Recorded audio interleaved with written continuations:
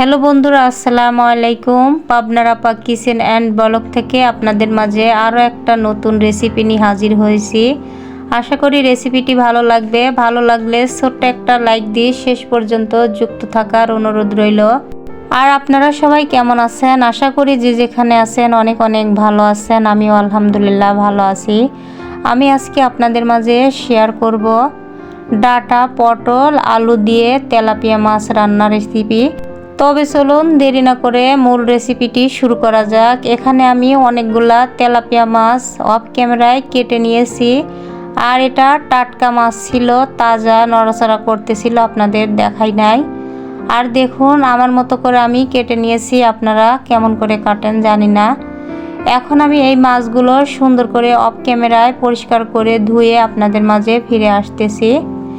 এই যে দেখতে পাচ্ছেন মাছগুলো পরিষ্কার করে ধোয়া হয়ে গেছে।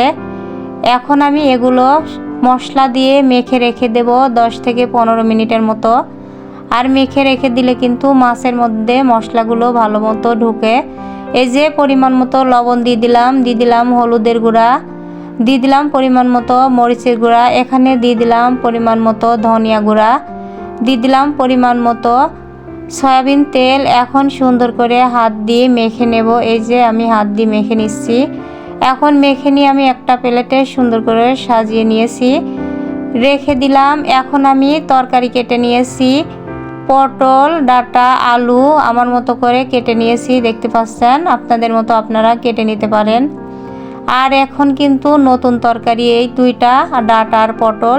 এখানে আমি পেঁয়াজ কেটে নিয়েছি, কাঁচামরিচ কেটে নিয়েছি। পেঁয়াজ কাঁচামরিচটা একটু বেশি করে দেব। এখন আমি চুলার উপর চলে এসেছি, একটা কড়াই বসিয়ে দিয়েছি। কড়াইটা গরম হয়ে গেছে, দিয়ে দিলাম পরিমাণ মতো তেল, সামান্য একটু লবণ দিয়ে দিলাম। যেহেতু রান্নার কড়াইয়ে মাছ ভাজবো, ভেঙে যাবে, এই জন্য লবণ দিয়ে এভাবে করে খুন্তি দিয়ে নাড়াচাড়া করলে মাছটা আর ভাঙবে না, লেগে যাবে না। এখন আমি মাছটা দিয়ে দিলাম। এখানে আমি 4টা মাছ আপনাদেরকে ভেজে দেখাবো। আর সম্পূর্ণ মাছ অফ ক্যামেরায় ভেজে নেব, তা না হলে ভিডিওটা অনেক বড় হয়ে যায়। এই যে 4টা মাছ দিয়ে দিয়েছি, এক পিঠ হয়ে গেছে। এখন আমি অপর পিঠ উল্টিয়ে দিচ্ছি, অপর পিঠও সুন্দর মতো উল্টিয়ে দিয়েছি। এ পর্যায়ে মাছগুলো ভাজা হয়ে গেছে, এখন আমি উঠে নেব। আর এভাবে করে বাদবাকি মাছও কিন্তু আমি অফ ক্যামেরায় ভেজে নিয়েছি।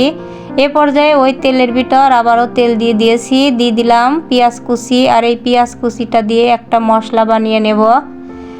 পেঁয়াজ কুচিটা হালকা বাদামি হলে পরেই এখানে আমি জিরা দিয়ে মশলাটা উঠিয়ে নেব।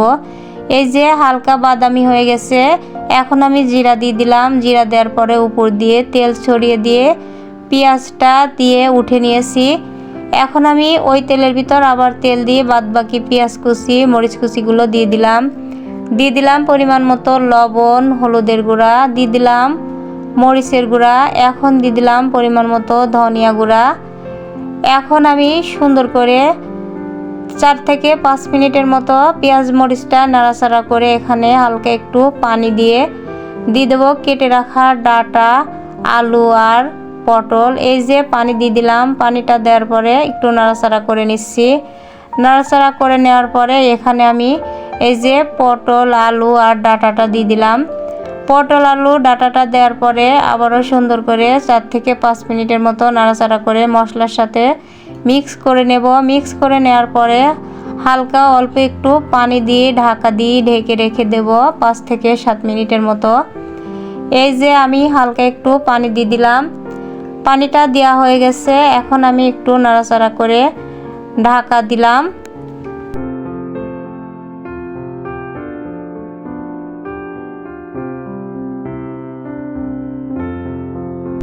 এখন আমি ঢাকা খুলে নিছি। এই যে দেখতে পাচ্ছেন তরকারিটা সুন্দর মতো কষানো হয়ে গেছে, যেহেতু নরম সবজি ছিল এখানে। এখন আমি সুন্দর করে আর 2-3 মিনিট নাড়াচাড়া করে এখানে আমি পরিমাণ মতো ঝোল দিয়ে দেবো। এই যে 2-3 মিনিট পরে পরিমাণ মতো ঝোল দিয়ে দিলাম। ঝোলটা দেওয়া হয়ে গেছে, এখন আমি নাড়াচাড়া করে এখানে আমি ভেজে রাখা মাছগুলো দিয়ে দেবো।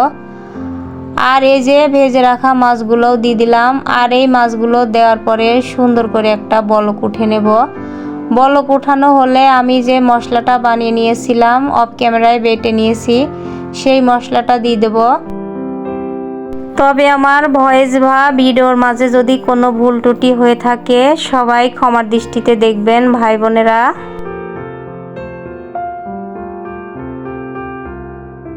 এ পর্যায়ে সুন্দর মতো বলক উঠে এসেছে। এখন আমি নাড়াচাড়া করে বেটে রাখা মশলাটা দিয়ে দেব। এই যে বেটে রাখা মশলাটা আমি এখানে দিয়ে দিলাম। আর এই মশলাটা দেওয়ার পরে আবারও সুন্দর করে নাড়াচাড়া করে শেষ পর্যায়ে আরেকটা বলক উঠে নিলেই কিন্তু মাছ রান্নাটা হয়ে যাবে। মশলাটা দেওয়ার পরে আবারও সুন্দর করে ভালো করে নাড়াচাড়া করে দিচ্ছি। আর আমার রান্নার রেসিপিটি আপনারা যে যেখান থেকে দেখছেন আপনাদেরকে অসংখ্য ধন্যবাদ এবং অনেক অনেক ভালোবাসা রইল। এ পর্যায়ে দেখুন আবারও সুন্দর মতো বলক উঠা নিলাম। রান্নাটা হয়ে গেছে, আমি আপনাদেরকে নামিয়ে দেখাচ্ছি কতটা সুন্দর হয়েছিল। এই যে নামিয়ে নিয়েছি, নামিয়ে রাখার পরে আমি 5 মিনিট পর আপনাদের দেখাচ্ছি। মাশাআল্লাহ সুন্দর একটা কালার হয়েছে, খেতেও কিন্তু দুর্দান্ত ছিল, নতুন তরকারি যেহেতু। এখন আমি নাড়াচাড়া করে কিছু আপনাদের দেখাচ্ছি কেমন হয়েছে। আর অফ ক্যামেরায় আমি অল্প একটু তরকারি উঠে নেব, নাড়াচাড়া বেশি করব না যেহেতু সেহরিতে এটা খাবো। এই যে অফ ক্যামেরায় উঠে নিয়েছি, কেমন হয়েছে ফাইনাল লুকটা দেখতেই পাচ্ছেন। এখন কাছ থেকে আপনাদের দেখাচ্ছি, দেখুন কেমন হয়েছে। তবে আমার রেসিপিটি যদি ভালো লাগে ভাই বোনেরা লাইক কমেন্ট শেয়ার আর একটা সাবস্ক্রাইব করে পাশে থাকবেন। আজকের মতো রেসিপিটা এখানেই শেষ করছি। ততক্ষণে সবাই ভালো থাকবেন, সুস্থ থাকবেন। আল্লাহ হাফেজ, আসসালামু আলাইকুম।